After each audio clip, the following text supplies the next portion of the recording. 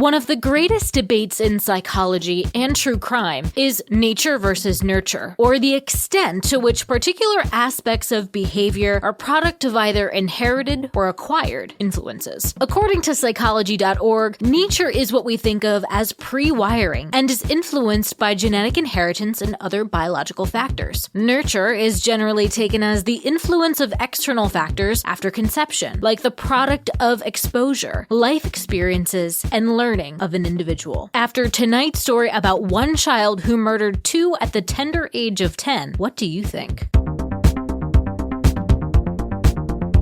I gotta say, it is chilly down in Charleston this past weekend.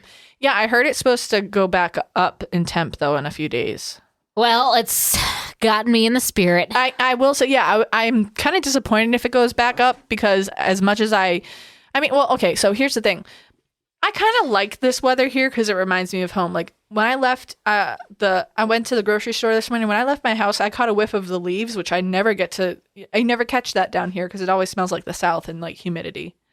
It smells like the South. It's true. The South has a distinct smell. Like when we went, is that supposed to mean? Not a bad smell. Like it just smells. Oh, it different. just smells like cow shit. No, it's like that's what you're gonna say. No, say that's it. not what I'm gonna say. When we used to go to Orlando, when we would fly into Orlando, go to Florida, visit my grandmother. Like I knew we were in Florida because the air smelled different than back home. Well, Florida just smelled like white trash. No, it's. I don't know. Someone out there's got to be able to back me up. I get the cold, crisp fall air, like in the smell of leaves. Anyway, I would prefer it to be chilly in this time of year because once the holidays are over, yeah, I'm ready for warm weather. Like that's how my mind operates. I hate January and February. See, I don't mind it because here's the thing: I would rather have it be cool and I can layer up and put some layers on. I also, when I was leaving the grocery store today, I saw someone walk out with a beer advent calendar. They've got wine ones at Costco, and they also have a dog treat one. Ooh. And I was like, well, I'd have to buy 3 in order for this to be 4, and then I'd reimburse you. Yeah. Like this is a lot of things there. Well, no, you could like rotate who gets the treat. Oh no, that would not work in this household. Luna just tries to snatch anything that comes in front of her. All right, let's get it going. I will say, I gotta say what we're drinking, which Jen picked out, and it is really delicious. It's called Willie's Super Brew. And it's hard seltzer and real fruit with hoppiness, and it tastes like an IPA, lazy IPA, hazy IPA. Hazy IPA. I'm the lazy IPA. But it's a seltzer, and it's really delicious. Yeah, and there's only 13 carbs and 200 calories. 13 carbs? I've been working on my fitness. I'm up in the gym. I've been working on my... Me too, actually. I started running at basketball. Nice. And honestly, I know that like it may not look like it, but my jeans feel a little bit less... and they feel a little less tight. I think That's good. Maybe I dropped half a pound or something. All right, we got some cool-ass comments up on the blog. Let me look at these things. Oh, Ellie Mae said about the Russian student that sawed his own neck off. Blood looks totally real. Usually it looks fake in movies because it's made too thin and see-through, like corn syrup. Surprised you know that. Well, read the rest of her comment. As the corpses have that ashy, waxen appearance they get when blood isn't circulating anymore. I've worked in a funeral home. Oh, there you go. I believe the perp held the saw to his neck and then turned it off. So that's what I didn't even think about that. Very good thought. Because I was thinking that dude just like inching it close to his neck. But yeah, it makes sense. And you're like, ah! Yeah. That's a really good point, actually. Yeah. Jerry says about the Grant Amato. People love that case. She should be an accessory to murder. Just Google the name Addie Sweet. Oh, Connie says about KFC. This is from the Oh, the Bryce Rhodes rapper. They actually genetically altered their chickens not to grow feathers. She said it's disgusting. Don't eat KFC. That is kind of screwed up. Yeah, that's weird. Well, we do have a couple new... Actually, I think just one for this week, but I just mailed out a whole bunch of stickers. Boop, boop. My hand was tired after writing notes yesterday to get all of our newest Supremos out. But Evan, welcome to you, and thank you for joining and supporting us on Patreon. Evan. Yay, Evan. And let me pull up our surprise shot list. One moment. I know I had a friend named Evan before in my lifetime, but I cannot remember. I feel like everyone has a friend named Evan. Evan was my first kiss. Oh my God. Actually. Not this Evan. At least I hope not. Oh, shit. That'd be weird. Because if you're listening, she's not going to give feedback. But if you're not, then maybe she will. It was the worst kiss I've ever experienced. It was my first and worst. It was awful. Like, even worse than me? Yeah, like his tongue was all over my face and we're making out in a movie theater. And What movie was it? Starsky and Hutch. Oh, with Ben Stiller? Uh-huh. Terrible movie. It was a terrible movie and a terrible kiss. So, Evan, hope it's not you. Did he do the popcorn thing? No, he did not do the popcorn What's thing. the popcorn thing? Where you put a hole in the bottom of the popcorn? No, we were in 7th grade, okay? People do that? Yeah. Jen, tell us about your first kiss.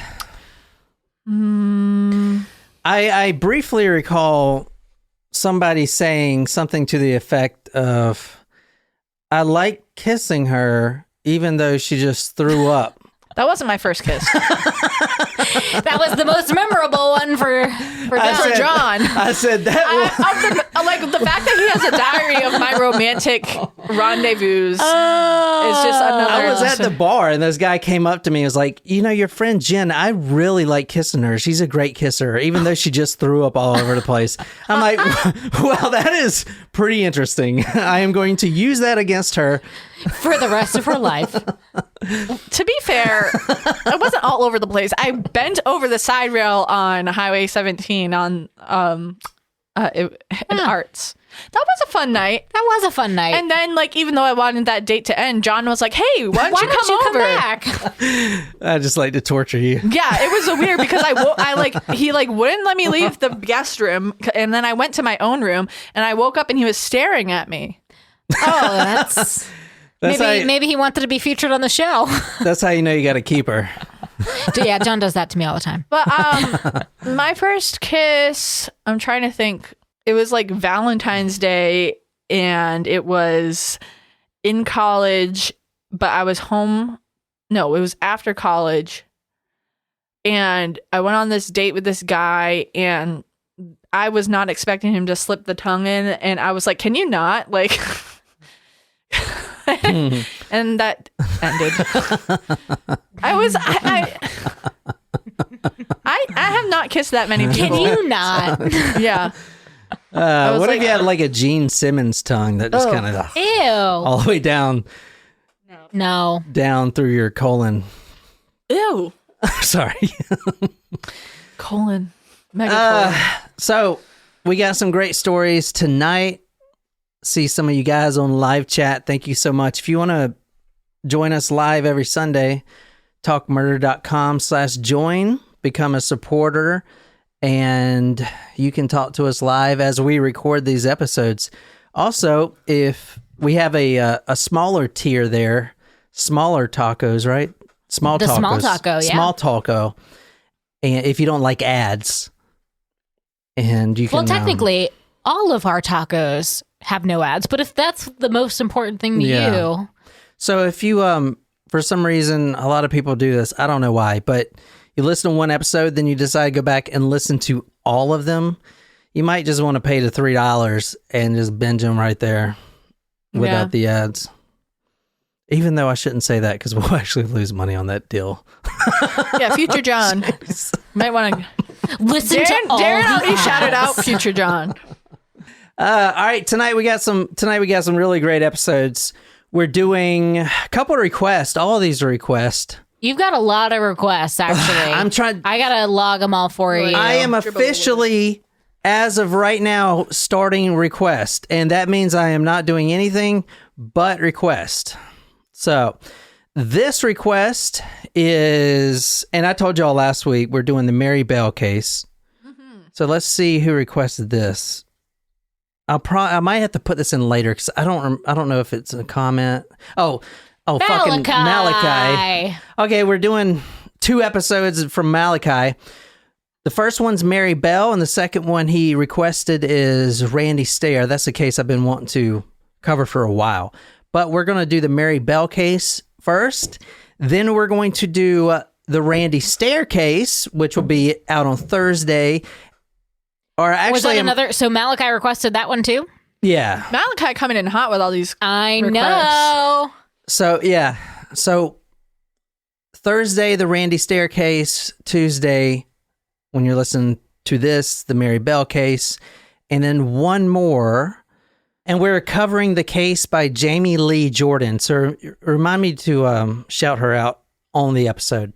But she requests the Ryan Waller and Heather Kwan case. So, these are all 3 requests. All 3 of these this week are requests. And until the 300th episode, I'm going to get all these requests out the way. Because we're on track, right? Yep. If we do 3 each week. We have to do 3 a week for the rest of the year. We just launched 276. We got to do 3 a week. I wrote it on the calendar. Mm-hmm. Well, I don't use calendars, so. Well, I wrote it on the calendar. We have to do 3 a week. Every week. Building reminds me of The Wire, even though I know it's not. But you know, like that, like the row houses? No, yeah, but no. Remember the season where they had the, what was it called? What did they call the place? Oh, yeah, where they were dumping the bodies in there. No, they weren't dumping the bodies there, but they like allowed the people to sell drugs. Oh yeah. That they Just actually having just the tent in there, just kind of, I don't know, just kind of reminds me of. You guys ready? Well, we got to do shots and all kinds of shit, man. Y'all are way behind. Jen, Yes. they're behind you. The bongos. Well, yeah, I took the. Said bongos. And next Monday is actually National Drummer Day. National Drummer Day. So Yesterday was National Bison Day for the protection of bison, so we went out and got a bison burger to celebrate. Did anyone ever clear up what the difference between bison and buffalo are? actually, I did on my episode. Oh, Would you like to know? I would. Okay, so there are actually no buffalo here in the United States. They're actually all bison. Buffalo refers to, there's like 2 different kinds of buffalo, an African and an Asian buffalo. One's a water buffalo, and I can't remember it. But the bison have bigger humps, and they essentially use them as like snow plows. They can plow themselves through the snow. And they have smaller horns than buffalo. But the meat tastes the same? They are very similar in an animal, yes. But like what you find here, even though some people call them buffalo, they're actually really bison. There you have it. All right, do it. Who's this for? Evan? Megan. Evan. Megan. Yeah. All right, Megan, this is for you. Surprise shots. Surprise shots. We don't know what they are because they're a surprise. All right. Thank you so much, Megan. Let's hope this is a good shot. Did she request this? No. Y'all need to request some shots when y'all are... I know. And I'm going to the liquor store next weekend. You say that every week. Oh, I know. What? Dude, I know I do, but this does I not actually smell mean good, it this time. dude. This does not smell good at all. Let me see. Yes, it does. Oh, it's fucking tequila? Are you fucking serious? Cheers!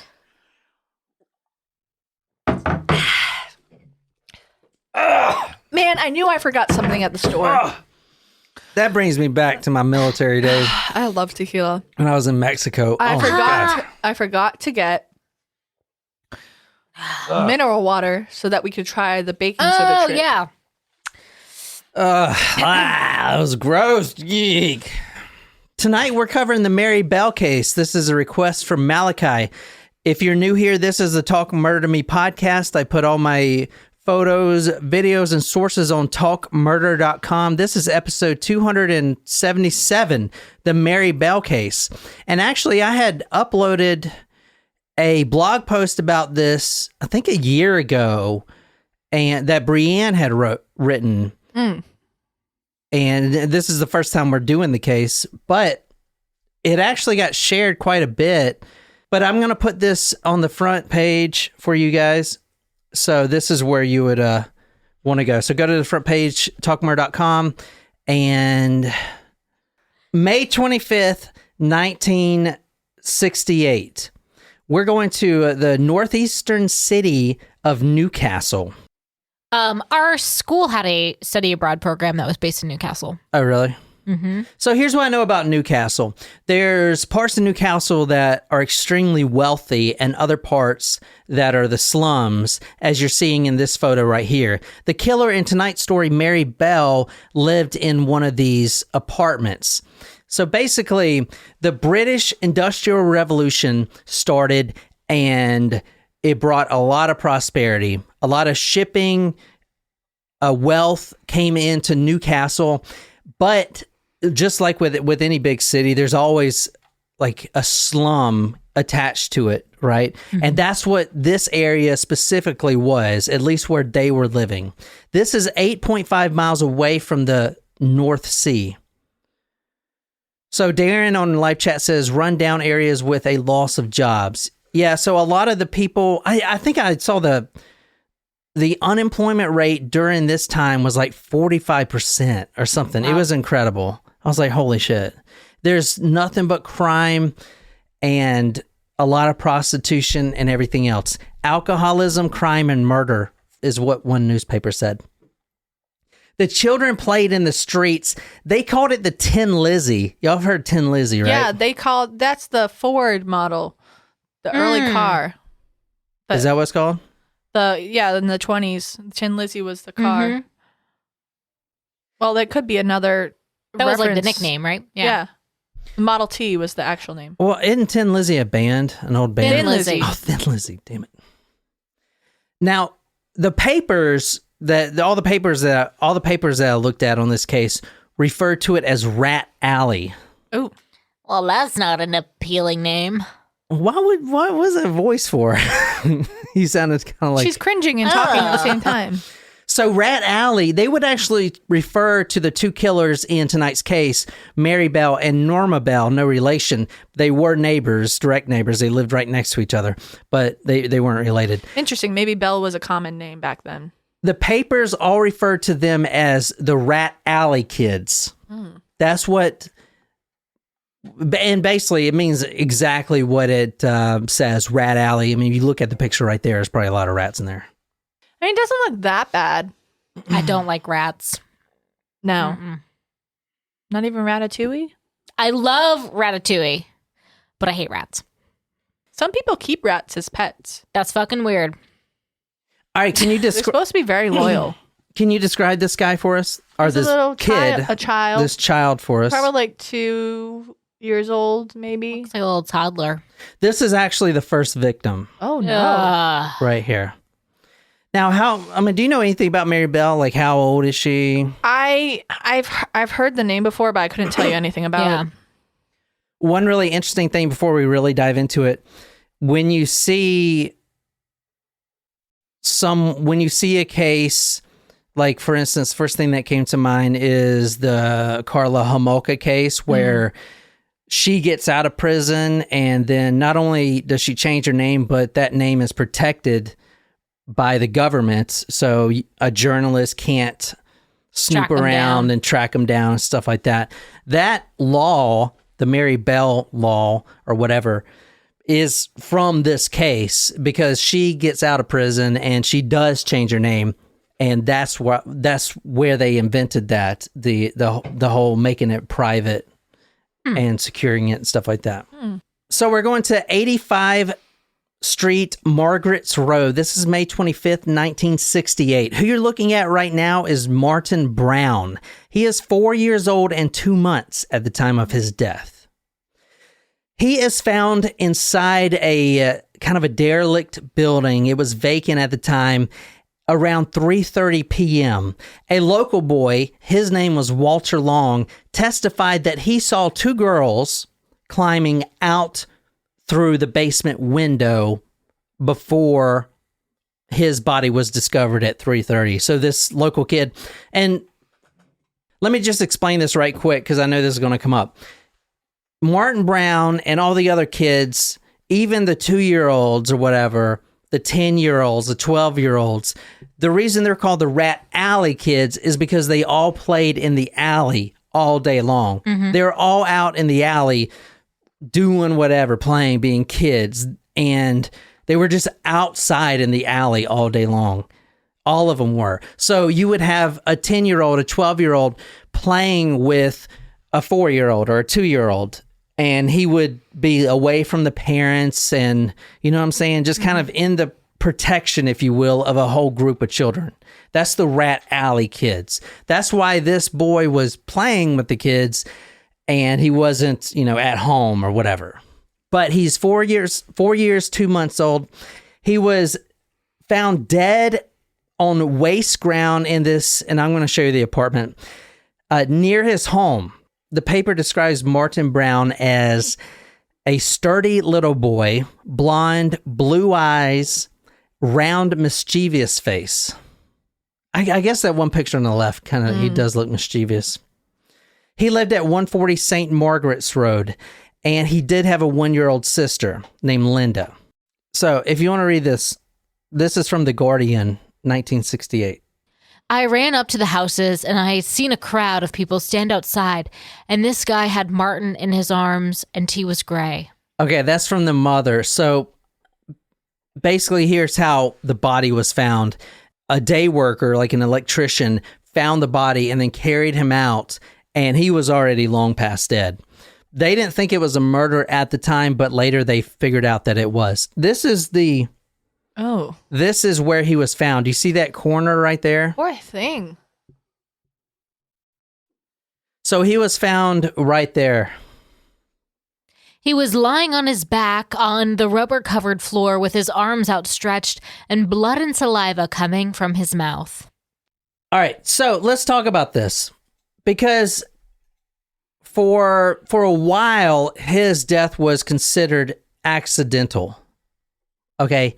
As you see there, his arms were outstretched and blood and saliva coming from his mouth. That's exactly how he was found. However, his clothing was not torn or damaged. He had no broken bones. He had no external injuries. And close to his body was an empty pill bottle. I think it was like Advil or some sort of painkiller. And they actually believe that he had ingested those pills. Oh. And that's how he would die. Right there. Now, so they actually marked this as an accidental poisoning at first. They later find out that Mary Bell and Norma Bell killed him. So, I mean, this is a serious question. How long do overdoses typically tend to take? That's a really good question. I should have cleared this up earlier, but in this neighborhood, in this part of Newcastle, in this slum, the cops are going to do bare minimum with anything. The people that live there are poor. They're unemployed. They don't pay taxes. Crime is rampant. So the fact that they just marked him down as an accidental poisoning means they basically just didn't care at the time. Right, but I'm asking, how long was it before he was found? Because they said they saw the girls climbing out of the basement window. How long did it take? If he did ingest those pills, how long does it typically take to? Well, he also had no bruisings or anything else. So, I mean, he didn't have any marks on his neck. He wasn't choked or anything. Plus, the bottle was right there. So it was kind of, I don't know how long it takes to overdose, but I'm pretty sure I've never seen anyone overdose and blood comes from his mouth. Maybe that's the thing. I don't know.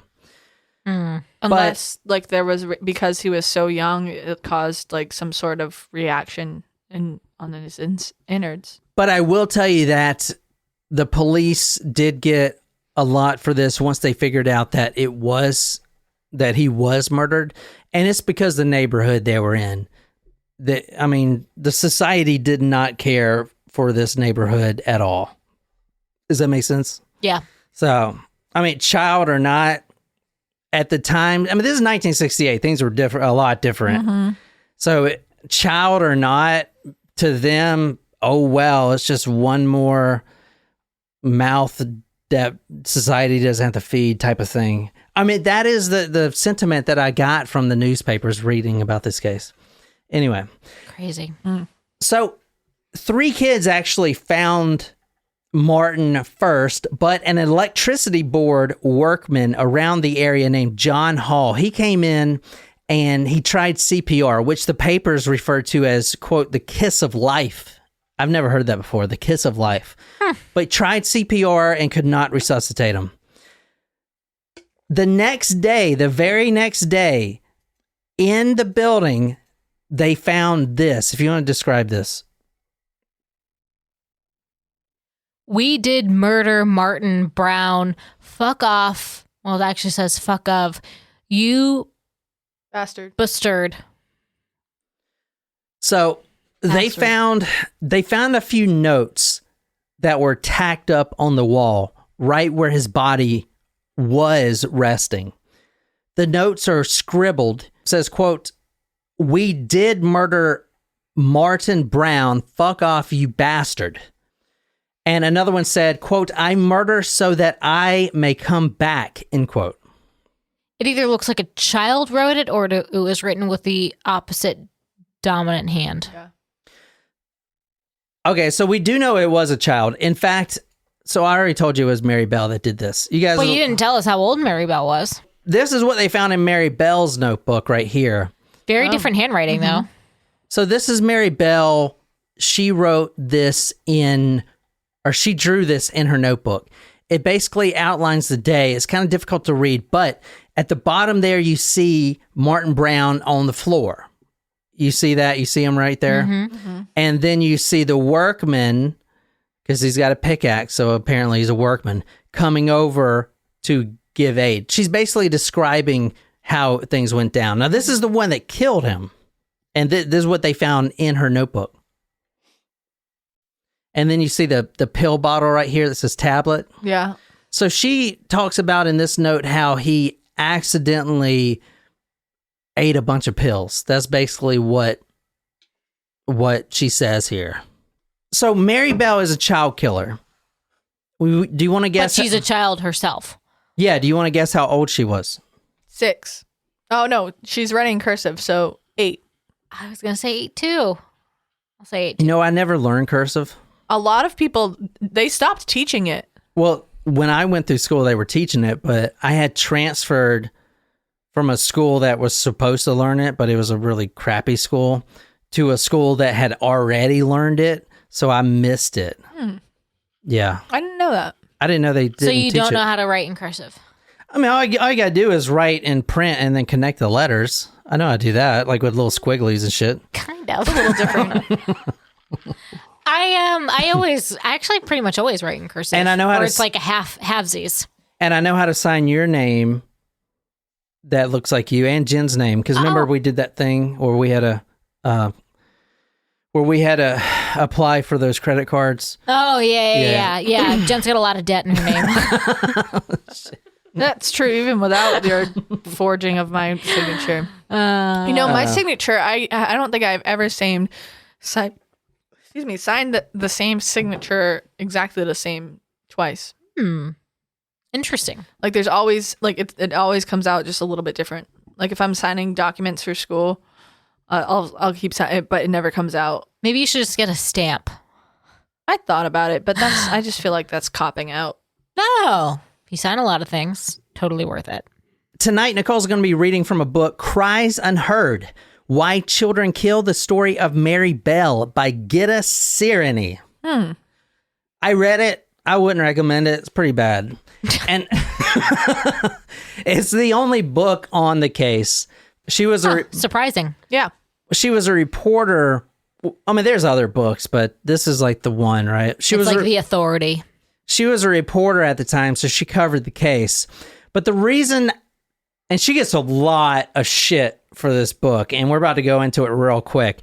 But the reason I think it's terrible is because assuming Mary Bell is a psychopath, like everyone in the world assumes that knows the case, it seems like if you read the book that the author, the journalist, the researcher is easily persuaded by a lot of things that Mary Bell says and actually makes her look really good, and that she makes society look bad about it. I'm just saying, and it's not only me. That's the reason I don't like the book. I think, because I see that sometimes, like, you know, if you interview killers or whatever, they can persuade you, man. As a journalist, you need to stay... You need to be aware of that shit, So you're saying dude. that the child helped persuade the journalist in making herself look better? This is 18 years after Mary Bell does interview, or she interviews Mary Bell when Mary Bell is, I don't know, almost 40 or 40 or something like that. And the whole book makes it seem like Mary Bell was the victim in this whole thing. It was society, it was this, her parents, it was yada, yada, yada. And I mean, yeah, to a point, but the researcher, the author is just, she's easily persuaded, you could tell. She's not asking those tough questions, you know? I'm not the only one that fucking hates the book. If you want to read this, here's someone else that hates it. June Richardson, the 53-year-old mother of Martin Brown, in an interview with The Observer last week, said, Mary Bell died when she left prison and took on a new identity. I thought of her as dead. I tried to have a decent life. I started to learn not to hate her because she had died and became someone else. Now Gitia Sereni has resurrected her. Why? This is from The Observer, May 3rd, 1998. The author presents herself as if she were a scientist, a psychoanalyst, or an unimpeachable moral authority. She is not. She is a journalist, publishing her work to coincide with the 30th anniversary of Martin Brown's murder, earning substantial money from it, defending her work as in the public interest, yet refusing interviews with the press because of her commercial deal with the Times, which is serializing the book. So, here's why people freaking hate it. You have 2 dead children, a killer who, was young, but now she's out. She's 40-something. She helps write a book, and the author of the book and her, Mary Bell, both receive money for it. Oh, ooh, don't like that. You're the killer is getting. Oh, that is not right. I don't like that. It's kind of disgusting, isn't it? I mean, I get the author gets profit. No, but... she's paying for the interviews. Kind of not cool. It's like man. almost like I wish you didn't buy the book. You know what I mean? Well, I still own my books from Barnes and Noble. Right. But you know what I mean? It's kind of like it would make me if I knew that about a book, I would not buy it purposefully. So to me, that's not really the reason I hate it. The reason I hate it is because she is easily influenced by this woman, and it's just like, come on, change the fucking record. Like, ask her some real fucking questions. Not like, oh my God, your parents made this whole thing happen. It's just like, oh my God, please. Anyway, I gotta move on. This is what Mary Bell did after she killed Martin Brown. Literally the day after. Mary had called with other girls at Martin's house after his death. Mrs. Brown said the boy was dead. Mary smiled and said, I know he's dead. Mrs. Brown looked at her, incapable of speech, and Mary went on, I want to see him lying dead in his coffin. Oh, weird. That was from The Guardian. And how old is she? I don't know if you told us yet. Tell us. Oh, she was 10 years old when she killed Martin. The day after she killed him, she turned 11. But she says, I know he's dead. I want to see him laying in his coffin. That's day after. Fucked up. Yeah, it's fucked. And at this point, they didn't obviously know that she was the killer. Yeah, at this point, they didn't know. It took a while because, like I said, the police didn't give a shit. Well, she was 10 years. So 2 murders in a year had occurred. Yeah. Okay. So this is from The Guardian, the 6th of December, 1968. So this is Mary Bell right here. Interesting. What do you notice about her? Well, she's got the bowl cut. Mm-hmm. Look at those eyes. Everyone that knew Mary Bell that had interviewed after this, I'm talking about like the recent documentaries and stuff like that. Every one of the victims, because there are other victims, just not murdered victims. I mean, she was a bully. So she terrorized other children, literally terrorized them. They would all say the same thing about her eyes. They have this way of trapping you in her eyes. It's just like you're staring into just a black hole. Yeah. And this picture right here doesn't really do it justice because it's black and white, but she apparently had blue eyes. Yeah, you can kind of tell that she had light eyes. Real blue eyes, and they're just proportionate so much that you just get lost in them. And it's not a good lost. It's not like staring in my beautiful wife's eyes. Oh. What do you want? Allow me momentarily, because it's kind of creepy, that picture on the left. Her bowl cut is similar to my bowl cut. I was gonna say this is Jen's hairstyle. So she has a better bowl cut and better eyes than Jen. Oh my God. It's Jen. Oh my God. It's literally me. Creepy. Yeah, that is you. Here's what I'm going to do. I'm not going to say this on the podcast, but I'm going to replace her photo with yours. Stop it. Not funny. Oh, shit. Oh my God. All right. So apparently her eyes, man, like her eyes will do it. And I hear a lot of people say that about psychopaths. They have, kind of like eyes like mine, where you just kind of get lost in them. I was just going to say, eyes just like yours, John. All right, let me talk about Mary Bell. Born May 26, 1957, she was the eldest of 4 children.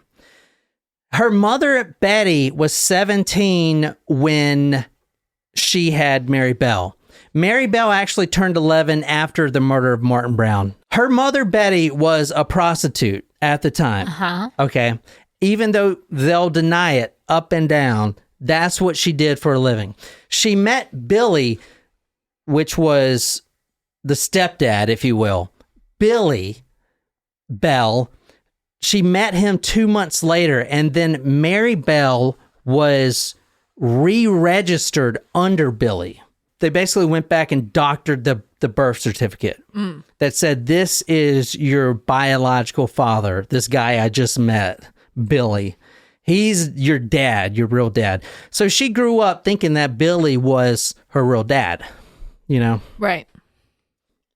But they did have to hide the fact that they were married, if you will, from Social Security and stuff like that. So they could get each they get their separate benefits? They can each get separate benefits. There you go. Very good. In fact, when the census people or whoever came to the door, Mary Bell and her younger siblings and the mother and even Billy would all claim that he was the uncle. He was Betty Bell's sister. Okay, even though they were, married, if you will. They did that to get the Social Security benefits, and the kids actually had to call him uncle, especially when, when the census takers would come around.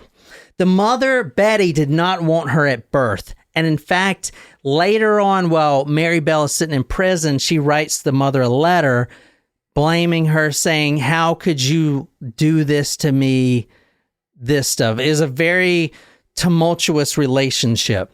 Betty Bell did not want Mary at all. For years, she tried to give the child away to complete strangers. She actually tried to kill Mary 4 times, and the law was involved. All this is documented. When Mary Bell was born, the mother said, quote, "Take the thing away from me," end quote. So, pretty bad. That is terrible. They lived at 70 White House Road, the photo I showed you earlier. Mary may have been abused sexually by Billy or by someone because she was a bedwetter, and the mother went so far as to rub her nose in it, like a dog, rub her nose in the bed. Her mother, Betty, was a prostitute, like I said. She exposed Mary to child sex abuse with her clients. And that may be what spawned the bedwetting. Because as we know, and this isn't in all cases, but bedwetting a lot of times is linked to sexual abuse. That's why they think JonBenet Ramsey was wet in the bed, by the way. I remember. But well, then they also found that DNA in her panties as well. That's true. I forgot about that. But that's not always the case. So if you were a bedwetter, don't automatically think that, because it's kind of like that triad, the McDonald triad. Like sometimes all the stars aligned, you know. Mm-hmm.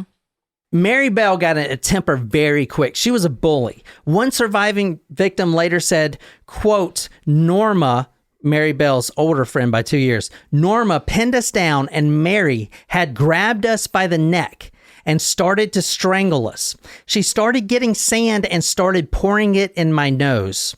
When that wouldn't work, she opened this victim's mouth and started pouring the sand in the mouth, using her fingers to try to stuff it down as far as it can go." Oof. Yeah, so she was terrible. On May 11th, 1968, before the first murder or anything, John Best, a 3-year-old, was found at the bottom of an embankment behind some homes. He claimed that he was pushed off the ledge by 2 girls, but he refused to give their names because he was so scared of Mary Bell. And even if you watch the interviews of some of the victims she bullied, you can tell that they're kind of still afraid of what she could do. Apparently, this girl was fucking evil, like the devil seed. In fact, a lot of the papers, when she was in trial, called her like the devil seed and stuff like that. Wow. So going back to the book right quick, that was one of the reasons the author was so for Mary Bell, is because the papers would label her as, you know, like the a devil, demon child. Yeah, demon child, stuff like that. This is a quote from Mary Bell. This is from the book. "I didn't have any sheets or blankets, just bits and pieces like an old coat on top of me. There was just a mattress which had a dip in the middle where the urine collected, and I was always up very early. My bed was always wet, and when my mother was there, she would rub my face in it. And I had to haul the mattress out onto the windowsill so that everyone could see, because she said I was doing it just to spite her." Yeah. That's pretty shitty. Terrible freaking childhood, man. I mean, to give her credit, an absolute terrible childhood. Not only growing up in abject poverty, but being abused by her mom's clients. 2 big girls came in. The smallest one of the 2 girls told me to get out of the sandpit. I said no. She put her hands around my neck and squeezed hard. The bigger girl was behind the hut playing. The girl took her hands off my neck and she did the same to Susan. The girl who squeezed my neck had short, dark hair. I don't know this girl, and I had not seen her before. So these are just victim police documents that were filed. So these children would file police reports because their parents probably made them. They knew it was Mary and Norma Bell, but they would never say it was them. Probably because they knew that she'd kill them. I mean, she's craziness. So this is the detective. So at the funeral of Martin Brown, this is the detective that actually noticed that it was probably Mary Bell, because they eventually figured it out. And I'll tell you how in a minute. But Mary was standing close to the house when the coffin was brought out, and he was watching her. It was when I saw her there that I knew I did not dare risk another day. She stood there laughing. laughing and rubbing her hands. I thought, my God, I've got to bring her in. She'll do another one. Oh, man. So this is Norma Bell. Wait, on the right. Yeah, on the right. This is Mary and Norma Bell. Norma Bell's on the right. They're best friends, Norma Bell and Mary Bell. No relation. That's fucking confusing, but... Well, no one knows Norma Bell. So when you hear people talk about Mary Bell, they very rarely bring up Norma Bell. They look like they could be related. Maybe Billy fathered Norma unknowingly.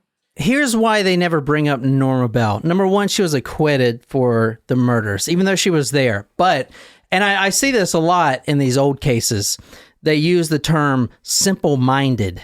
So she was not all there, even though she was older. She was 2 years older. So you would think... But she had like an intellectual disability. She had an intellectual disability. So the courts, and if you read through the court documents, they say that she was under the influence of Mary Bell, and she would never act like this on her own. And most people believe that. You know, I mean, it's easy to see that she was just going along with the ride. Norma Bell moved in the spring of 1967. They're not related, Norma and Mary, but they became really good friends.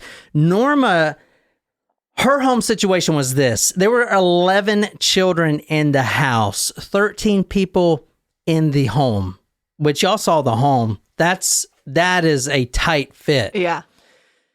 She was also kind of a delinquent. Her and Mary Bell would often run away. And on one occasion, she ran away and an older man, I think he was like 35 or something, had raped her. After that, they began getting in trouble together and running away all the time. And she actually would run away to this guy's house after he raped her. And they would continue this sexual relationship. She was 12 at the time. Poor thing. Both of the girls made a pact between each other. They said they want to kill somebody and then run away, quote, somewhere to the wilds of Scotland, living with horses, end quote. So they loved Western movies, and they see how these Western movies play out. And the fact is, they don't really understand the finality of killing someone. They just think it'd be cool to be kind of a desperado, and they always talk about running away and living with the horses and stuff. I mean, we just covered 2 cases with these girls thinking just like that, and then they walk for 5 hours, and now they're on the side of the road begging for food. You know what I'm saying? Like something in their mind thinks they're just overconfident, I think. You know what I'm saying? But anyway, they were idolizing these Western films, and they thought that they wanted to do that at the time, to run away after they killed someone and live with the horses. That's the pact they made. So they actually made a murder pact. Now, this is the second victim. So there's only 2 victims here, both killed by both of these girls. Before I show you the picture, I'm not trying to be distasteful, but the victim is also a child. The portrait of the victim, just tell me what you think. Not trying to be distasteful, but look at this photo. Is that not an epic stare right there? It looks like it's the actually blue. like a really good drawing. Yeah, overall. it almost looks No, like that's something that's that Michelangelo drew. He looks like a cherub. yeah, I was gonna say cherub. But that stare, it reminds me of the blue steel on Zoolander. It is quite the look. Zoolander. Look at that look, man. That's really sad. Like, that's, wow. That's like, I don't know. It's weird. I mean, isn't it weird? It's crazy, but For that to be a portrait of like, that's the victim picture, or is that a portrait that was a drawing that was done before the child was killed? Because honestly, I just thought that was the regular picture until y'all said it was a drawing. I mean, I thought it was a regular picture. Maybe no, it you is can a tell drawing. it's a drawing. Look at the detail in the clothing. But that face, man, like, it's just, Very serious. I know. Isn't it crazy? Isn't that the craziest picture you think you've ever seen of a child? It's definitely weird. Yeah. It's intense. Yeah, it's very intense. It reminded me of Blue Still. I'm not trying to be insensitive, but that is the first thing. I mean, you see this photo, you're like, Jesus. I get what you're saying. That's freaking. I literally thought it was something pulled out of the Sistine Chapel. So, I mean. Yeah. Yeah. It looks like a cherub drawing. I agree, Jen. That's what I was thinking too. All right, so this is the next victim and the final victim. His name is Brian Howe. He shares the same name as the singer from Bad Company, which I believe also is dead.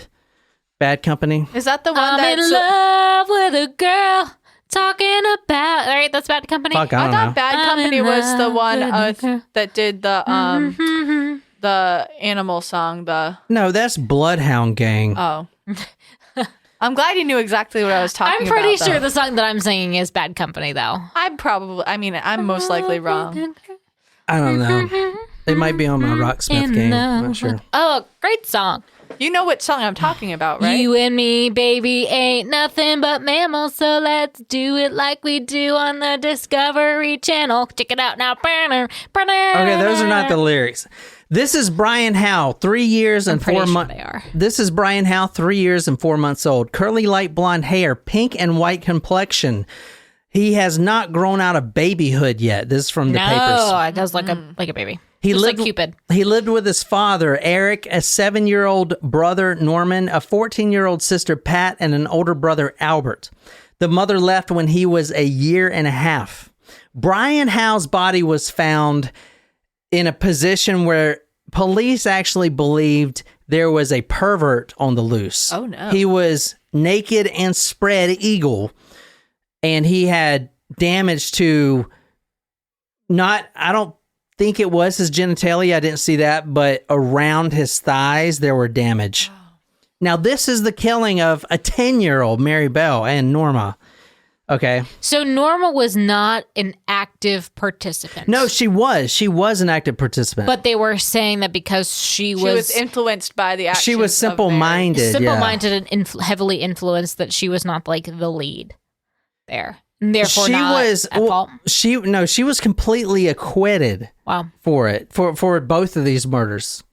So Brian Howe died between 3:30 and 4:30 p.m. on July 31st, 1968.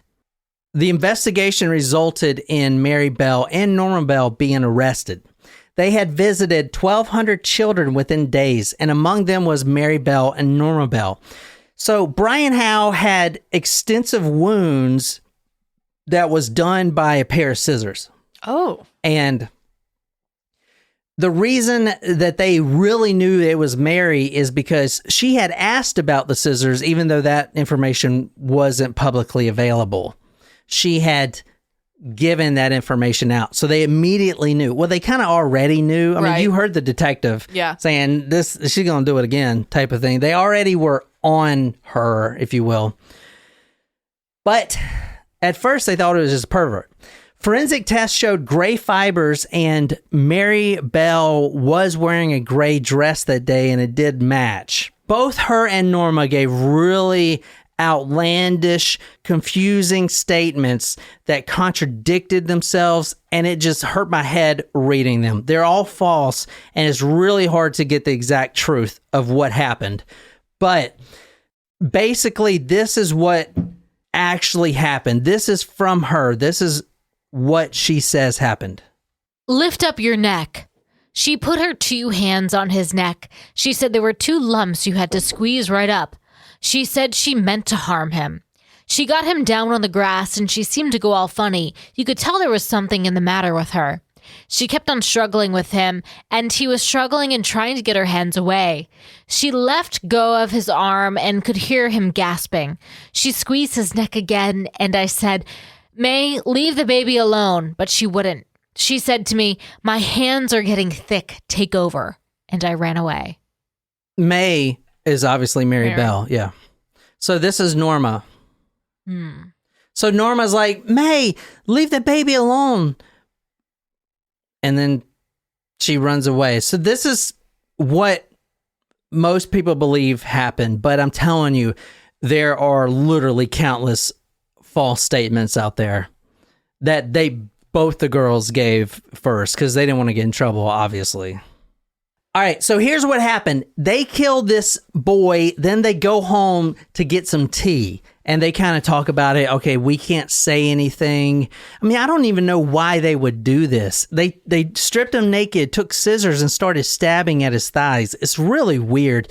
And I don't know if I put this quote in here, but one of the detectives says something to the effect of, the reason they figured out it wasn't a pervert on the loose is because the whole crime scene felt very childish in nature, almost like they were playing and things got too far.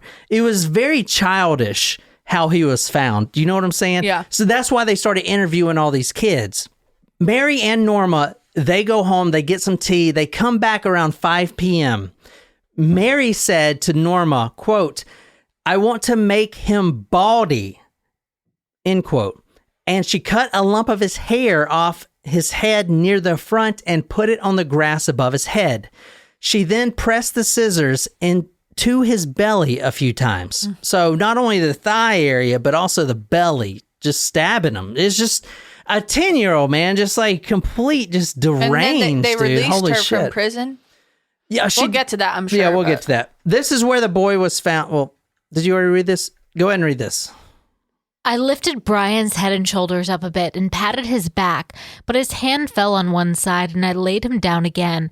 I felt his pulse, but it wasn't going up and down. May pressed the razor blade down on Brian's belly a few times in the same place.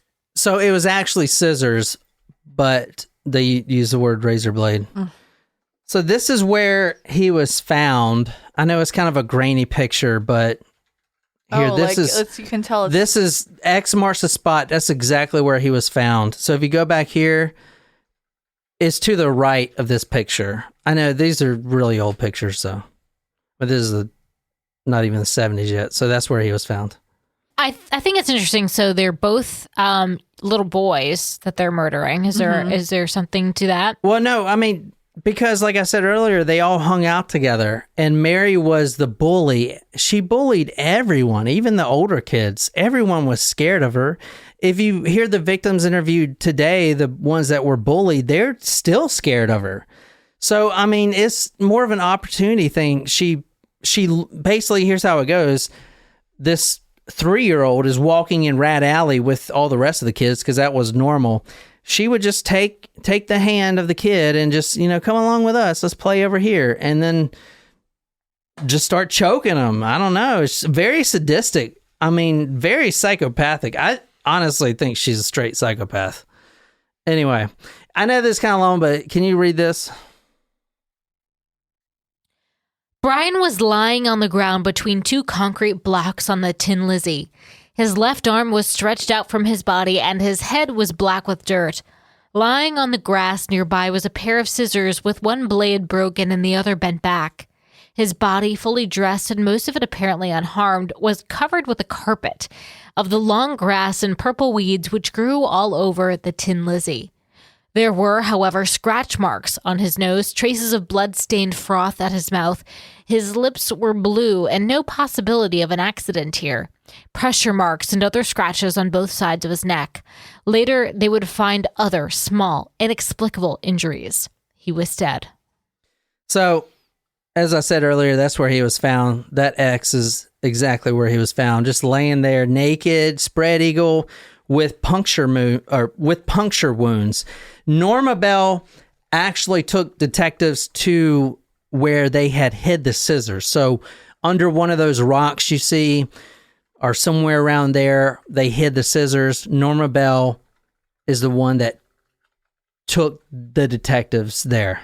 Mm-hmm. Yeah, it's really interesting. Do we think that is just like an X where they found him, or do you think that's like a cross memorial? No, that's the. Well, I know you said that's where they found him, but it almost looks like it's like a. No, that's the paper that I pulled that from said X marks the spot where his body was found. That's where they found him. Mm.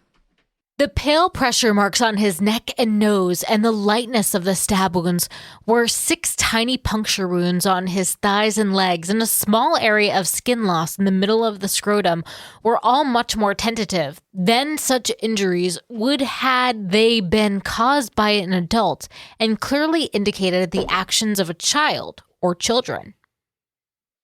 The detective on the case said, quote, "There was no anger, none one could see, none one could feel. There was a terrible playfulness about it, a terrible gentleness, if you like, and somehow the playfulness of it made it more rather than less terrifying." I mean, So what do you guys think, man? Kind of crazy, isn't it? It is crazy. All right, so that's the story. Let me get into the sentencing and all that stuff. What do you guys think happened? Obviously, I told you Norma was acquitted. No one, if you hear the word Mary Bell in the case of Mary Bell, Norma Bell never comes up. Mary is the ultimate one that people talk about. And this is from The Guardian here, May 1998. It says, Norma Bell, no relation, was acquitted. Although 2 years older, she was deemed to be a passive partner, a slow-witted, fragile girl led astray by her quick, devious partner. Her reaction to the trauma seemed normal. She cried, stumbled in her speech, was uncomprehending. Her escorts hugged and comforted her. She was just a little girl. Now, she is 2 years older than Mary, right? So that was kind of a point of concern. Right. I mean, how are you going to imprison the one that's 2 years younger when they're both, you know what I'm saying? I get that. Yeah. But at the same time, if someone has, an intellectual disability, like they seem to assert that Norma did she really understand what was going on? Yeah, but did a 10-year-old understand what was going on? I mean, if she's well, I would say she knew what she was doing based on the interviews that she had, the comments she made at the wake, and the fact that she was kind of the lead person. I would say, yeah, she understood what's going on. It's unfortunate that she was only 10 years old, but that doesn't mean she didn't deserve to be held accountable for her actions. Here's what I think. I think she was doing the actions that she was seeing at home. Her mom was a prostitute.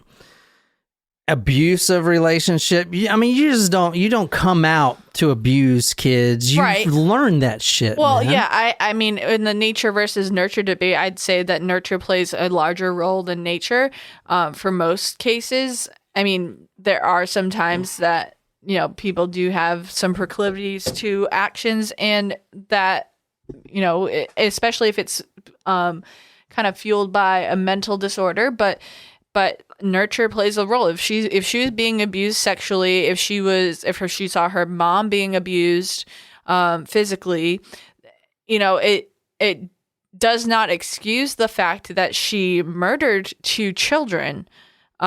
It's very unfortunate that happened to her, but and I guess, well, I can't really say there's other ways that you can kind of reach out, especially back during the time that it was in the 1960s.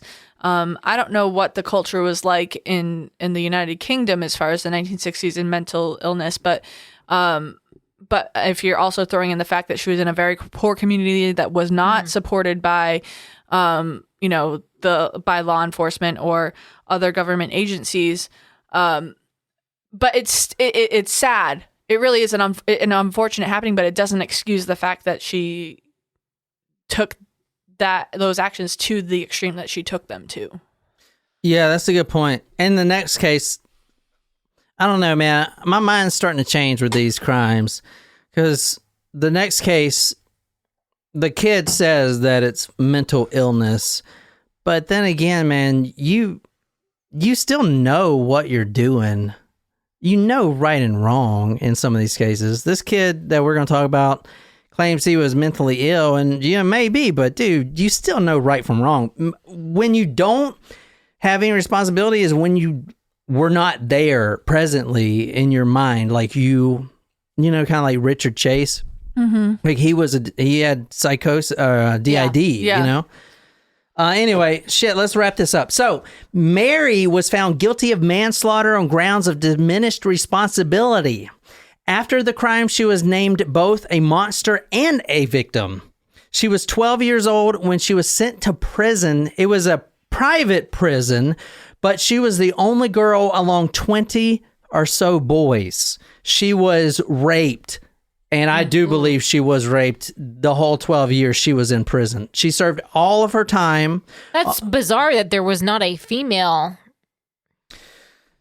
I mean, okay, at this, prison. If you read the papers, yes, they villainized her, I think, a little too excessively. For instance, Villainized or victimized? Sorry. Villainized. And that's why they kind of just threw her in with all these kids, these boys, and raped her. I mean, I think she got raped all the time. Well, I'm pretty sure she did. I mean, she says she did. Well, I'm sure she did. Even by the correction officers, they would say that they would take turns and stuff like that. That's what she said. Well, because listen, she was villainized by the entire world at the time. In the papers, she was labeled a psychopath. The term that the judge used constantly with her and not Norma was that she was, quote, wicked. She was eventually labeled as a, quote, bad seed and a freak of nature, an evil born. This is all during the trial. They, however, never, ever in the trial of Mary Bell went into her background. They just labeled her as a, quote, freak of nature. When the judge says you're wicked and you're a bad seed, you know you ain't getting out easy. I think that her actions most certainly were wicked. But again, going back to that time period, you're not going to take a look at their background really. Well, she had multiple psychiatrists, and that's what they do. I mean, shit, when I was diagnosed with, what's the one of the many things I have? PTSD. ADHD. I was diagnosed with ADHD. When you're diagnosed with that, they actually go back through your childhood. A lot of the diagnosis with that is, about your childhood. Yep. There were multiple psychiatrists on her side even. None of any of them went into her childhood at all. They would have seen that the mother is abused. She's a prostitute. She was having her clients sexually abuse Mary as a child. Like, they didn't go into any of this. So the judge and especially the jury, all they hear was, this is the spawn of Satan. And they would use a word like evil seed, evil born, but freak of nature. To be totally honest, that doesn't surprise me. I mean, because we have a totally different worldview of the way that people are treated in their childhood now. Like, if we were to replay this case and this were to happen in 2021, then they would most certainly go into that background. But this wasn't 2021. They mental illness wasn't really totally understood at that time, or not just mental illness, but like trauma and things of that nature were not understood. It was kind of pushed under the rug, no matter where you were. People didn't want to deal with that. It was, so the fact that they didn't go into that, was it fair in today's standards? No. But back then, you can't expect them to go into those. And it's but they did go into Norma's background. So if you read the trial transcripts in the papers, it goes like this. You have an innocent child who is also the victim of Mary Bell, Norma Bell, who's also 2 years older. And then you have the evil, they basically made a devil and an angel situation out of the two. You know what I'm saying? And they basically compared them. I'm not saying this is fair, but they take a look at Norma Bell, who they say they called simple-minded, and she's much more likely to fall under to be taken under the wing as someone who is totally there in their right mind. Now, in their right mind, they didn't go into the trauma of Mary Bell, but someone who appears to have all of their faculties, who knows right from wrong, doing this and going forward, versus someone who doesn't know right from wrong, doesn't understand right from wrong, and may not have. It was two different situations. I'm not saying it was good or bad. I'm just saying that's kind of probably the mindset that they were in back then. I need to say, and I didn't do this case, so I didn't mention it, but one of the reasons they were so hard on her is because a few years before there was another murder of a child. And honestly, I cannot even remember. It was two boys that had murdered another child, just this almost the same as Mary and Norma. And honestly, I'm looking up right now what it was, but I can't find it off the top, just searching. But I knew that was still in the minds, because all the papers that I read would always bring up that murder and compare it. So I think that didn't help her at all either. I wish I would have at least put the name in there. I can't remember. It was 2 boys. They murdered, I believe, another boy. I didn't go into the case, but I know it happened like a few years earlier in the same neighborhood. So I love what Dee said here. A child's perception of cruelty is skewed once they're given no opportunity to escape. Yeah, that's brilliant. Cruelty is part of the reality. I feel terrible for this girl, Dee says. Yeah. I just want to go back to the point you said that she was thrown into the juvenile hall with the boys. I'm surprised that they didn't separate her. Oh, they didn't care about her. She was, I mean, her mom's a prostitute. She's in poor. But still, I mean, and she's Satan. But so after... Sorry. Oh, they get a lot of shit for it. Society gets a lot of shit for kind of letting her down with that, you know. Well, they should get shit for it because you don't just, I mean, juvenile, boys are typically more likely to be in, I mean, especially back then, in juvenile justice than girls were. Even though, I mean, that doesn't mean that girls are perfect. They're certainly not. And you see girls go into the justice system nowadays here, and I don't know what it was like in England back then. Hashtag free Shayna Hubers. Oh, go ahead. Hell hath no fury like a woman's scorn. We're not talking about adults. We're talking about children. I know. I'm just saying. But I'm saying, but I mean, they should have kept it separate because, especially if the boys were in for violent crimes, they should have kept her separate.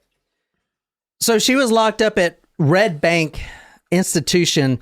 She was 13, and in the first 3 months, she had accused, which is pretty much, I mean, you believe her, that the housemaster was actually molesting her. The Mary Bell Law, or the Mary Bell Order, now allows her identity to be protected by the courts, and it's kind of interesting if you go into that. The reasoning behind that, the thinking behind that, is because at the time, Mary Bell actually had a daughter. Here's the reason they protect her identity from the courts. It's because to protect the offspring, the baby, the daughter, her daughter, protect her daughter from the freaking media storming her door, and you know what I'm saying. So at the time, she had a teenage daughter, and the teenage daughter didn't even know that her mom was the infamous Mary Bell. That's how good that they did to protect it. Wow. I bet she was pissed when she found out, though. Fuck. Anyway, this is interesting. I saw. So Mary Bell's partner, a guy, I don't know, I guess they never got married. I'm just going to read this. This is from that Observer in 1998. A 40-year-old Geordie with a ponytail, tattoos, and a lived-in look certainly gave reporters value for their money. This is after they found, because the reporters did go find Mary Bell after she had changed her name and was protected. They still found her, so she had to rechange her name.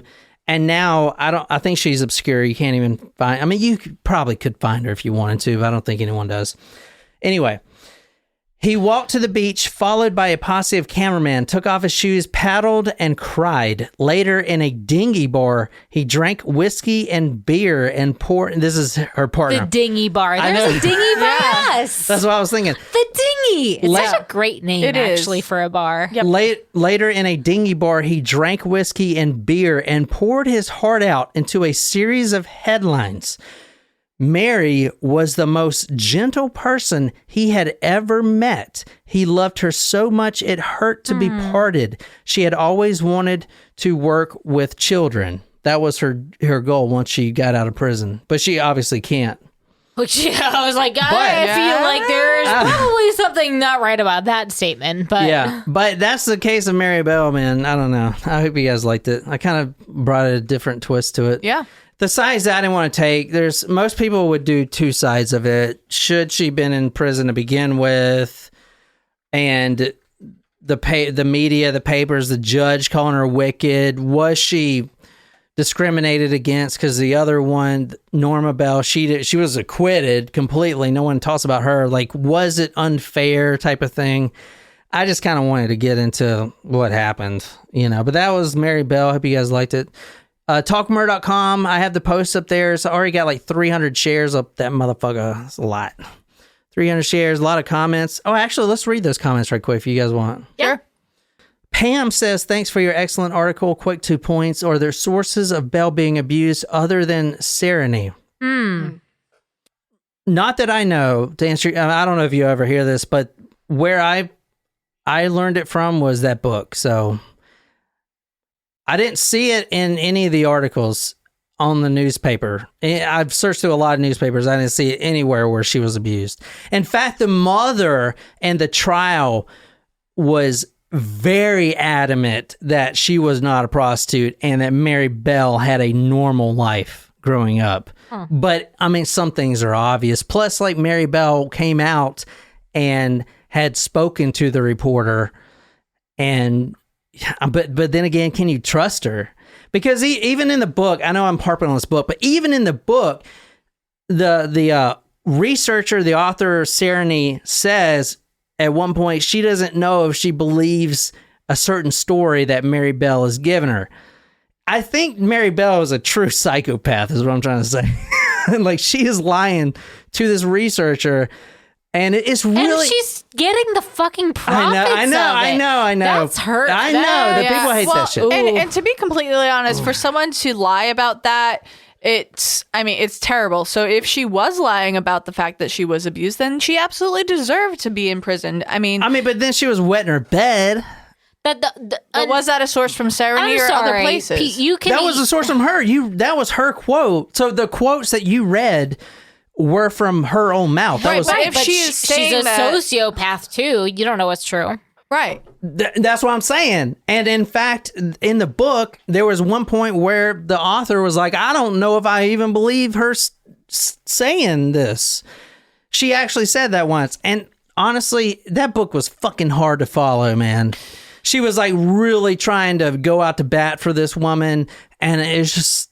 But it's also hard to follow the facts for her. I mean, it would be different if she was living in, a middle to upper class community that they were able to look into it. But since she was in, such a tough place growing up, number one, it kind of makes it a little bit more believable. But number two, you can't really confirm if none of the authorities were involved. Giselle says, if you want to read her comment. It's quite disturbing that a girl that killed twice got the right to be unidentified and could keep her own child. I really don't think that I would like to discover that a baby killer was my next door neighbor, especially with my child around. Well, stop right there. That's a good point. But remember, the reason she got that and the reason we do that today is because she had a daughter. So the courts were not... They didn't care about Mary Bell's identity. They cared about the daughter. They enacted that law that we see today because of the daughter who had nothing to do with it. She was innocent. Right. That's a good point, though. I'm sorry. She did her sentence, but as she has the right to have a life, I have the right to protect my child from a murder that actually nobody can guarantee that will not kill again. As I said, how come she got a child? She got a child and could keep it. That is a good point. I wonder if they have something like that, kind of like how they have like the sex offender registry. Yeah.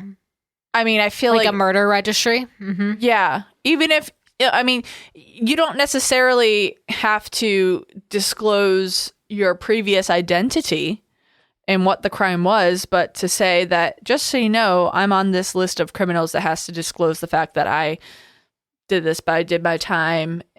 Well, you know what I mean? Like, you don't have to say like who you killed and when it was and what your name is. Does that make sense? Oh shit, read this one. I get comments like this all the time from victim families. I don't Now, we don't know if this is the actual victim family. This is, anyone could say anything. From Raymond Bryan's brother. Wow. Everyone has all their own theories, but no one ever thinks of the families that were left devastated by this. I was 10 years old when my brother Brian was murdered by her. My mother, myself, and family were just left to get on with it. No help at all. Television programs pestering us decades after the event, all for ratings. What a very caring society we have in the UK. Holy cow, that's really cool that, he... Yeah. Well, if it Thanks is for him, sharing, yeah, that is very cool. And then Alan responds to him, very sorry for your family's loss. It must have been very hard. Another response, my heart grieves for yours and your family, the loss of your brother. I mean, it probably is his. Most people don't log on and pretend to be the brother or a fucking victim. So good for you, Mary. If you want to read, I don't know, you just read some.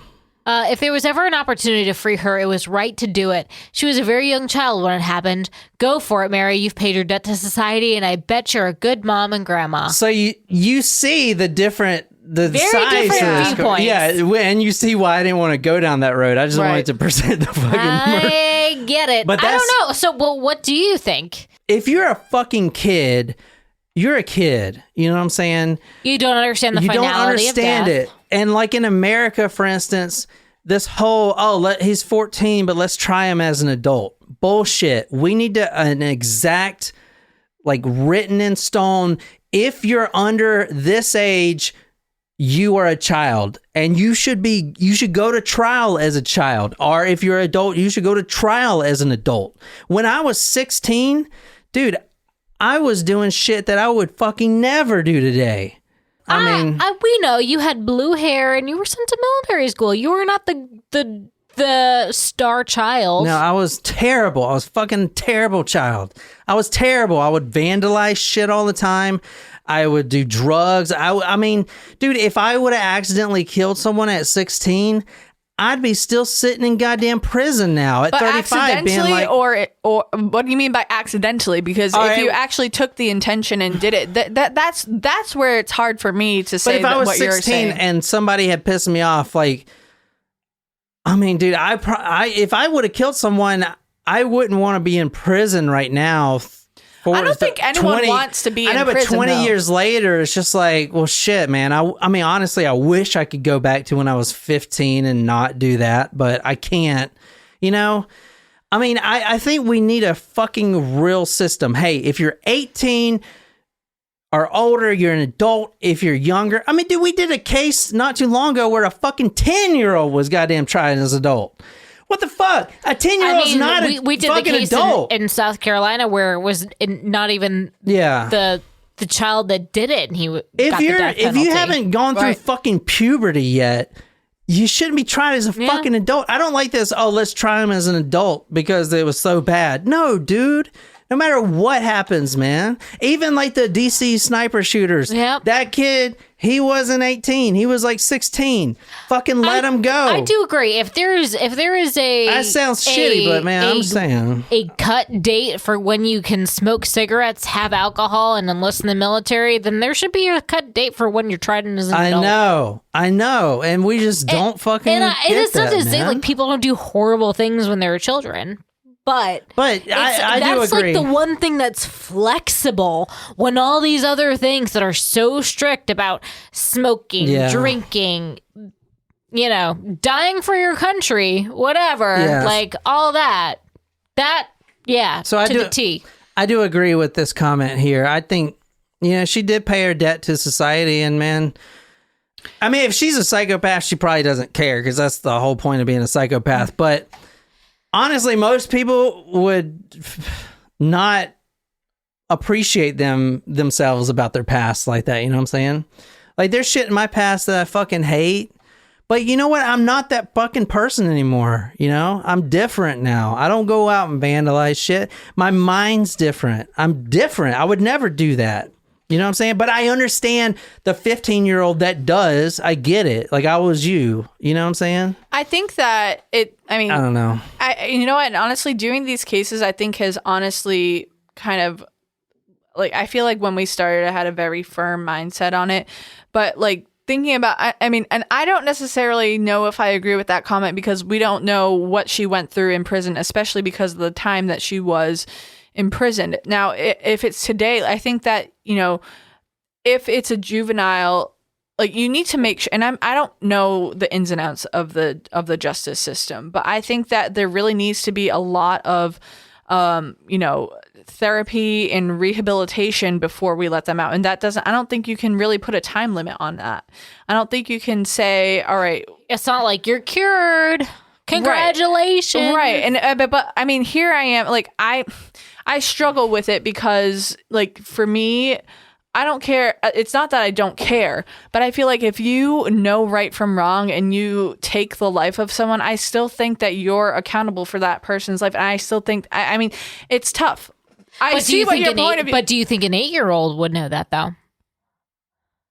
An 8-year-old doesn't always. I don't know think the an right from wrong. No, you're right. Especially if they see their mom getting her face beat in by a client. Right, but I mean, it's tough. So I think that before you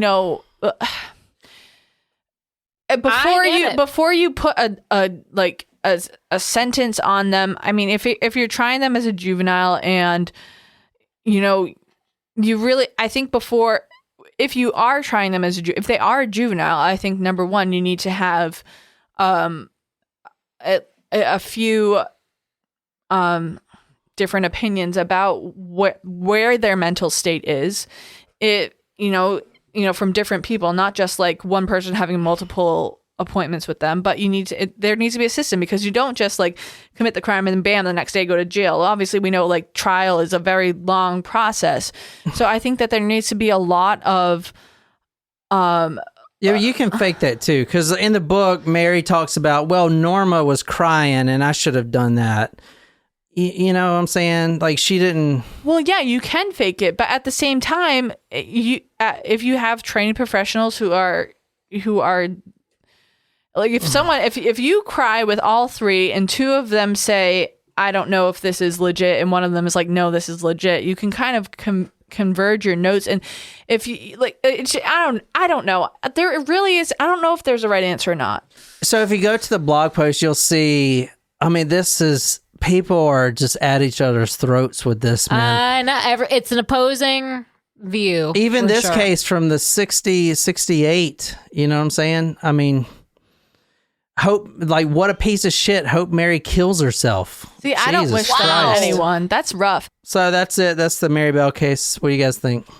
Can't wait for the next one. It was very, I kind of like getting into debates with you about stuff like that. Well, yeah, because I kind of let you, think you're right and stuff, but ultimately, John's right. Well, yeah, we know this. We already know this. That's not a question. Ultimately, the one that's editing the podcast, the god of the talk murder to me. I mean, I wouldn't be surprised if he just like took certain words out of my statements to make it sound like I agree with him. Together, John is amazing, is what he just strung together. All right, so that was Mary Bell. I hope you guys liked it. That was a request from Malachi. We're trying to hit 300 by December 31st. And we're well on our way. The next case is Randy Stair, a YouTuber. Another Malachi request. Yes. A YouTuber turned mass murderer. Oh. A YouTuber. He had a pretty big following and decided to do something horrible. So we're going to get pretty deep into that pretty crazy case. That was a big one. A big case. I had to go through the whole timeline of his YouTube shits and then watch them videos. Didn't understand most of them. But I think that's going to be a really interesting one. And that is one that no one hardly knows. It's not really popular. Anyway, that is the case of Mary Bell. Hope you guys liked it. Talkmurder.com. To see that post, you can comment on it and tell me what you think. I'll shout you out at the next episode. And we'll see you on the next one. Until then, my name is John. I'm here with Jen and Nicole. Good night, you lovely, lovely people.